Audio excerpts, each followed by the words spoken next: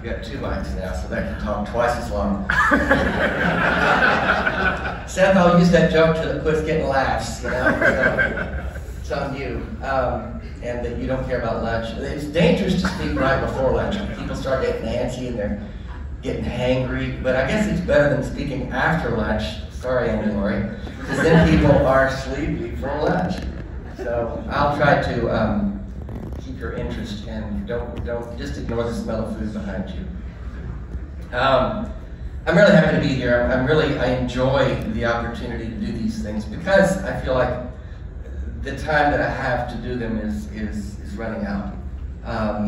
I've been dying out loud, if you will, for a little over 3 years. I've had some people come by the table this weekend and they look at the dying out loud thing and I realize they have no fucking idea what that means. And they say, oh, cool name, yeah. And so I realized that a lot of you don't know my story. And so I'm gonna give you a brief overview of what dying out loud is and how it came to be. I was, as many of the speakers seem to be, a devout Christian and minister many of those years for about 3.5 decades. I was in the evangelical charismatic movement, a strain of things. We believed in a literal Bible, the inspired Word of God, a God who answered prayer, a God who spoke to you and led you and guided you. And stunningly, I believed all that for 3.5 decades without any evidence to support it. I just believed it because it was told to me by authority figures in my life. And that is, as I look back on it, I realize that's just pretty ridiculous.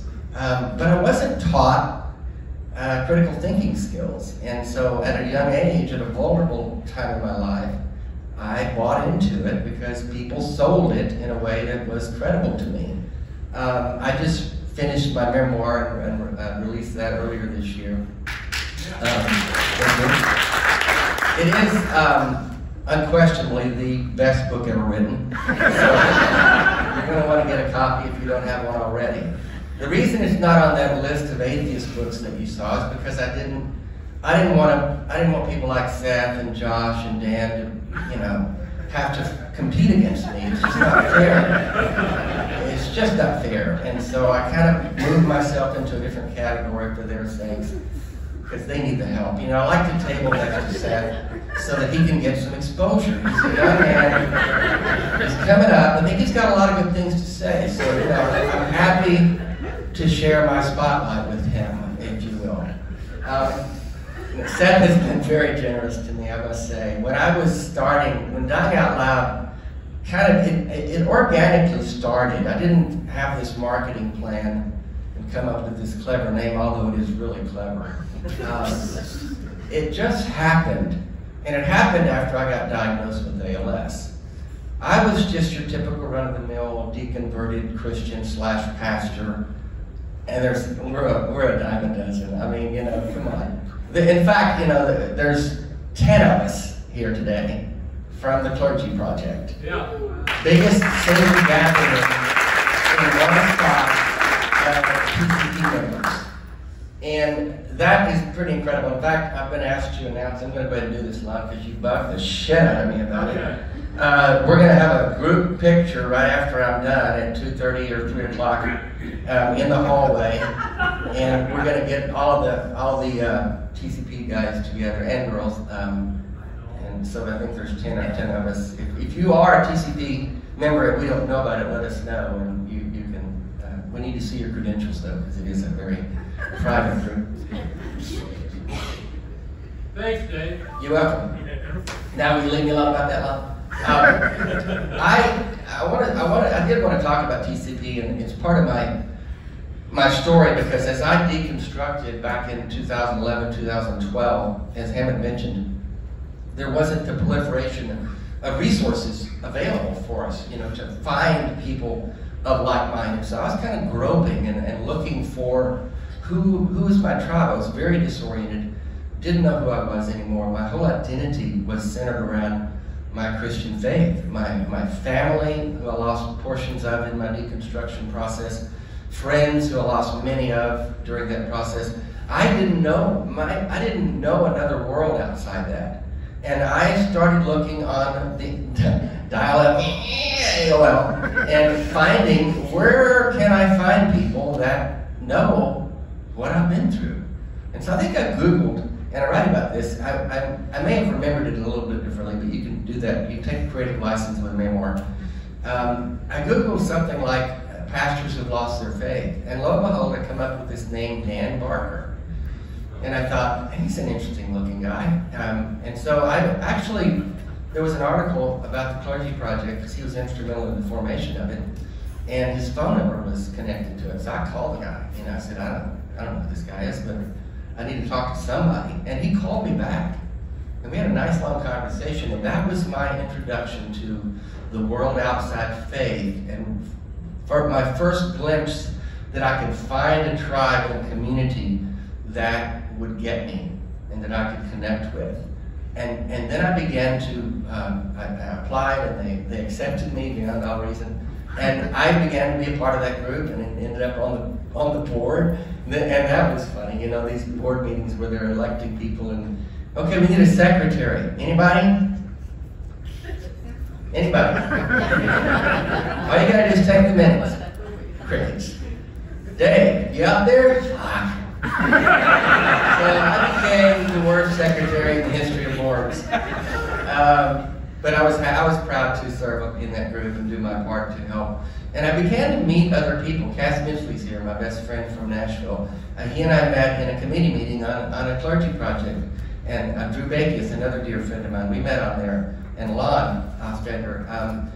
These guys, Cass and I realized in this committee meeting that we lived 30, 40 minutes apart from each other in Middle Tennessee, and so we started getting together and having coffee and became best friends. And that was because of my connection with the Clergy Project. And so gradually I began to find my community, find my people, find my voice, find my new identity.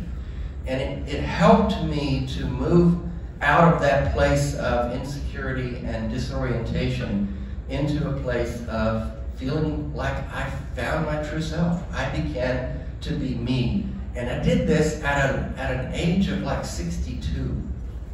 I know I look like younger, but I'm old. And I had to reinvent myself in my 60s.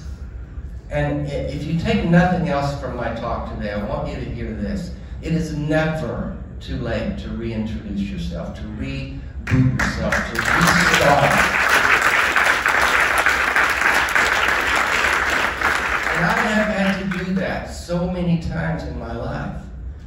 And that leads me to the dying out loud thing. So here I am at the ripe old age of 62. My marriage ended because my wife remained a believer and doubled down on that.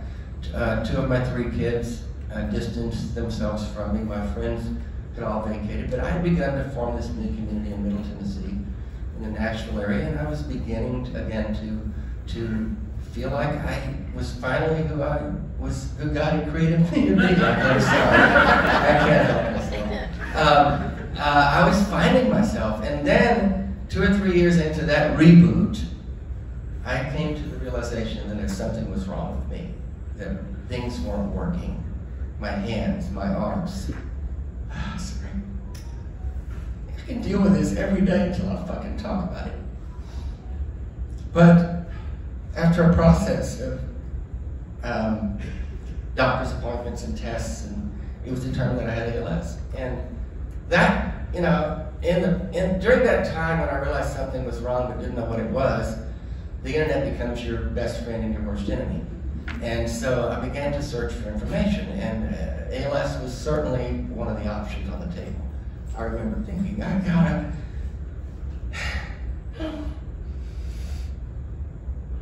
anything but that. Because that's it. When you're told you have ALS, you're told you're gonna die in 3 to 5 years.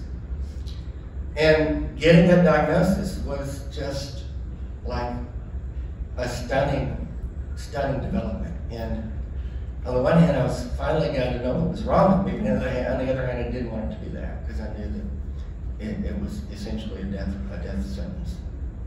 And so here I was, and now the ripe old age of 64, and having to reboot again. Now what? Now what do I do? And so I began to carpe the fucking diem. Because that was the best option on the table. And what that meant to me was getting busy living. I learned early into the process that I could choose to focus on trying to find possible treatments or chasing this possible thing or that, because they're all out there, and people start telling you, hey, if you drink squirrel urine 3 times a week, it will reduce that inflammation, which we think is the reason. You know, you start getting all of that. And I tried the squirrel urine, it didn't work. No, I didn't. But people in that community are desperate for anything that has a glimmer of hope. But I could either go that route and focus on trying to stay alive, or I could go the other route on trying to figure out how to live. Because you really can't do both. You can't focus on staying alive and focus on living. And I hope you understand what I mean by the difference. And so I thought, you know what, I'm going to focus on living. And I'm going to travel and see as many places as I can. And I'm going to do the things that I've never done before as long as my body holds out. And I started doing some of that. But then a friend of ours named Marie challenged me, and this is in the book, which is you're going to want to read because it's the best book ever written. It's a good book. It is a good book, thank you. Dave, what do you want to do? What do you mean what I want to do? You have a message. You need to be talking about stuff. You have a way of communicating that people need to hear. You need to be talking about living and dying as an atheist and what that means. And so, Dying Out Loud was born. It wasn't, again, I don't even know who came up with the name. We didn't sit around and devise a marketing plan, a logo, and vision statement, and all the stuff we're supposed to do. We just started doing stuff, and she started reaching out to podcasts and YouTube shows and people that had platforms, and people like Seth would go, who? What? Why would I have this guy? I don't know who that is. And then gradually people started letting me on their shows, and I started talking, and people would hear what I said and say, yeah, let me on. I want to have him on the show. And I started hearing from people literally all over the world who were touched by my message and found inspiration. I started hearing that word over and over again, your inspiration, your inspiration. I didn't set out to be an inspiration. I just started talking about living and dying, and what are you doing with your life, and how do you make the most of your moments? What's important to you? Are you writing the story you want to write? If you're not, take the pen from whoever you gave it to and write your own story. And it doesn't matter how old you are. The story that you write is not as important as how you finish it. Finish the story the way you want to finish it. We've all messed up our stories. I messed up mine so many times, in so many ways. But I got the ability, I had the privilege of getting to take the pen back from who I'd given it to, Jesus, spiritual authorities, my family. And I said, no. I'm going to write my own story. And I'm going to finish it the way I want to finish it. And I'm going to do the things that are important to me. And I'm going to talk about the things that are important to me. Does it cost you something to come out as an atheist? Yep. Most of us, you've heard from others already this morning who can attest to that. Bob and Greta. Others, when I became an open atheist and began to talk, and for several years I was an atheist and didn't talk a lot about it, but then with Dying Out Loud, I started becoming more vocal and more public and unashamedly an atheist, because I felt it was important to demonstrate that me, a good, decent, kind person, could simply not believe in a God. I didn't need a God to be good. And I will say this, my definition of atheist is just a small fraction of who I am. All it is simply is my response to the God claim. It doesn't define who I am. I'm a humanist. I'm an agnostic, because who the hell knows? And I'm a person. And that's me. The atheist tag is just my response to your claim that there's a God.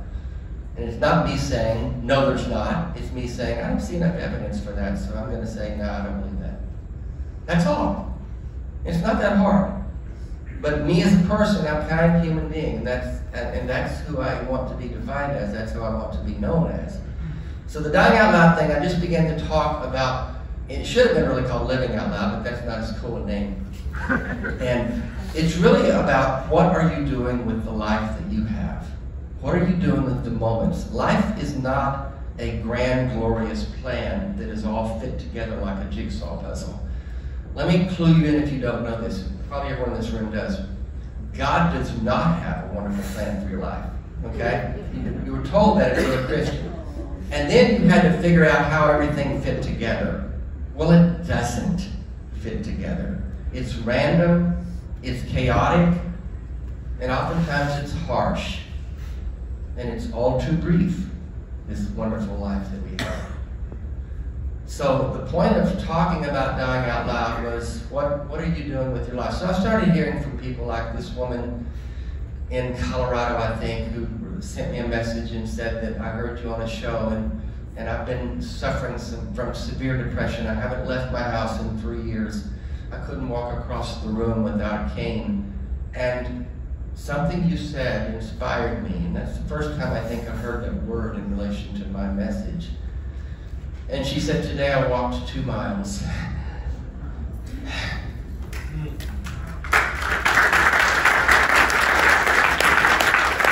I didn't pause for the pause. I paused because I'm crying like I always do.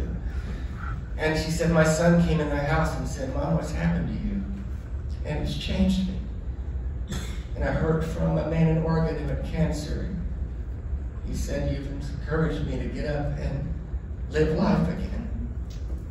And he had my t-shirt on, what would Dave do? And I said to Marie, Marie, do we have t-shirts? And